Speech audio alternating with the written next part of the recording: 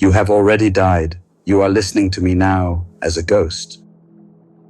I know your body resists such words.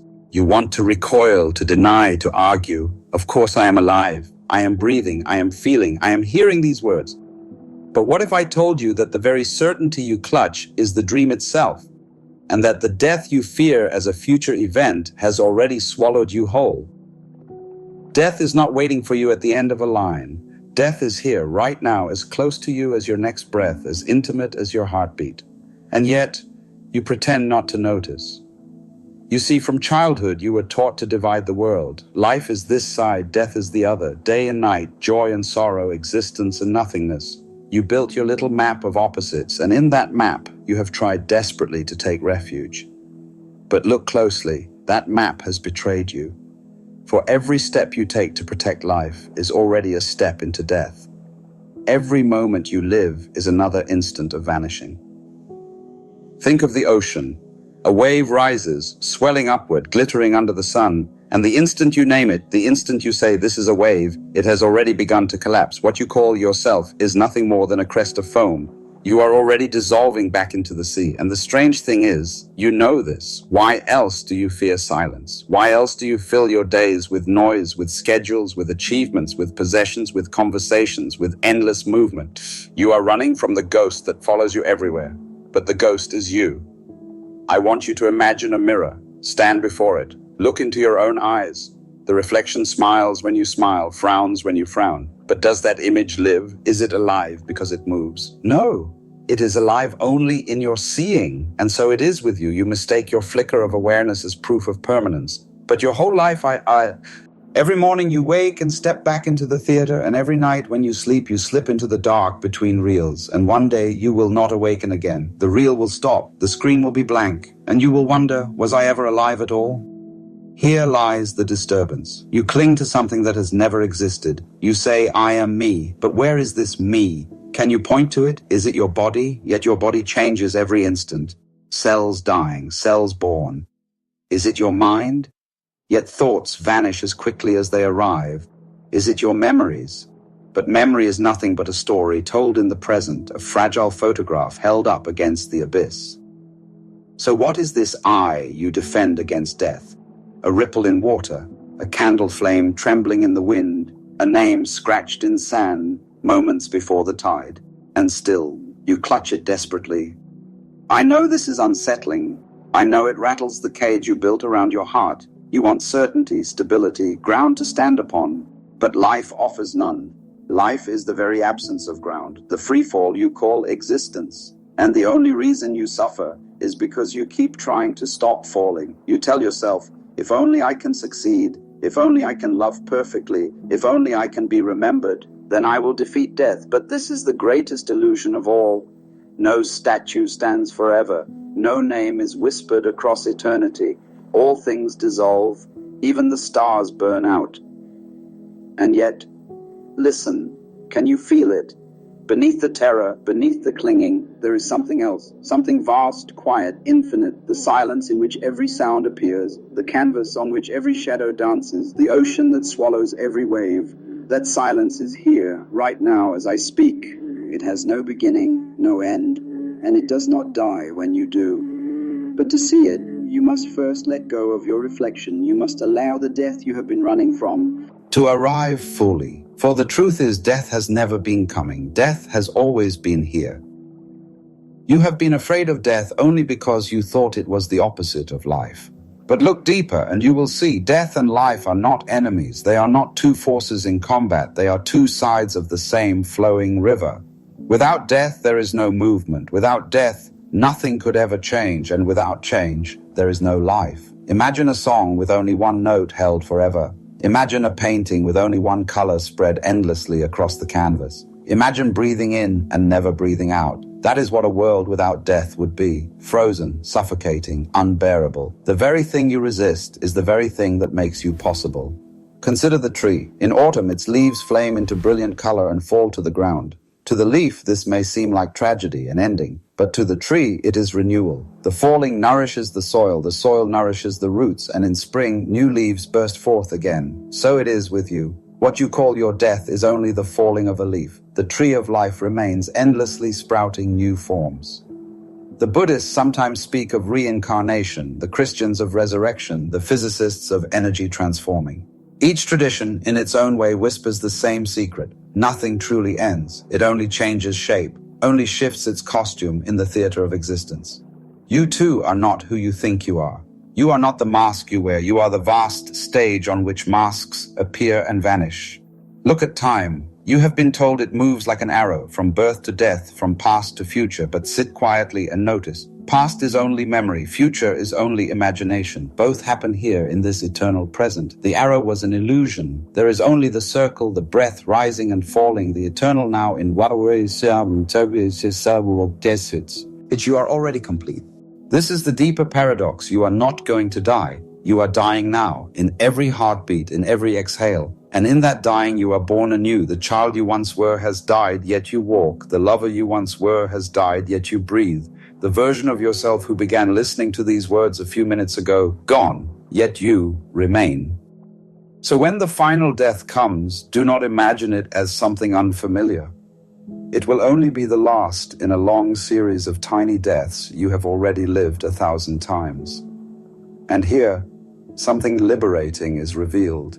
You were never alive as an individual self to begin with. You are not the wave, isolated, separate, fragile. You are the ocean itself. The wave rises, falls, and disappears. But the ocean does not mourn. It is not diminished. It simply continues to dance, wave after wave, endlessly. So ask yourself, what are you really? The fleeting crest or the vast sea that gives birth to it? When you stop clinging to the idea of being the wave, you find freedom, because then death is no longer a thief. Death is simply the return home, the wave dissolving into its source. Imagine this. You are standing before a vast mirror. For years you believed you were the reflection, fragile, temporary, fading with each crack in the glass. But suddenly you awaken, you realize you are not the image. You are the mirror itself, untouched by what appears and disappears upon your surface.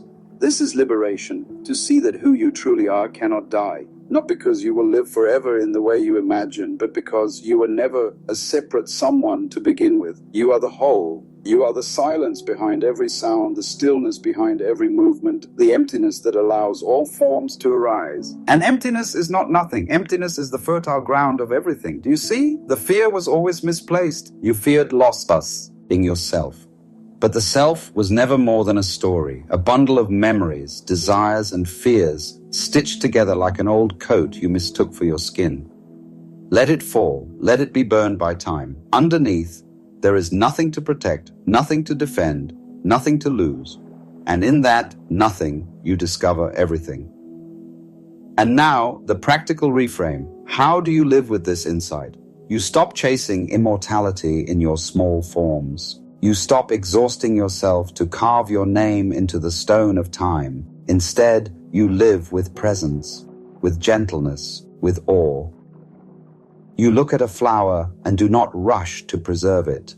You savor it. Knowing it's fading is what makes it precious. You hold your lover, not clinging to promises of forever, but trembling with the sacredness of this moment, this embrace.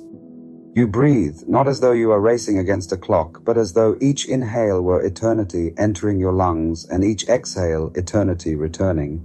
In this way, every moment becomes holy, every breath becomes prayer, and death becomes not the enemy, but the silent companion who walks with you, reminding you not to waste this miracle. Listen carefully. Life is not about survival. Life is about surrender. The leaf surrenders to fall. The wave surrenders to the sea. The candle surrenders to the dark. And you too will surrender. But in surrender, you will not lose. You will merge. You will discover you were never alone, never separate, never fragile. You were the whole cosmos, pretending to be small, pretending to fear, pretending to die. And when that game ends, then you awaken. So now, hear these final words. You have already died 1,000 times, and you will die 1,000 more. But in every death, something larger is born. The silence outlives the song. The ocean outlasts the wave. And when the last breath leaves your body, do not resist. Smile gently, for It will be no stranger who greets you, but your own self, your own infinite face, hidden all along. For in every breath you are already dying, and in that you are already free. You have already died once, and yet you are still here. So what is it that remains? What is it that endures through every death of the body, of memory, of identity? This is the mystery. This is the doorway. And this is where liberation begins. You see, death is not the opposite of life. Death is the opposite of birth. Life has no opposite. Life is the stage, the field, the eternal presence within which both birth and death rise and fall like waves. When a wave crashes into the sea, do you say it has died? No, the water remains. The ocean never disappears. It is only the form that shifts, only the crest that dissolves. You are the ocean, not the wave. For so long you have clung to the story of being a someone, a fixed shape moving through time, carrying a fragile identity like a candle through a storm. And every gust of change terrifies you because you think it will snuff you out. But in truth, you are not the candle, you are the fire itself. And fire cannot be captured, cannot be contained. It leaps from wick to wood to air, ever burning, never bound. The moment you see this, the illusion breaks, the fear begins to fall away. Think of time again.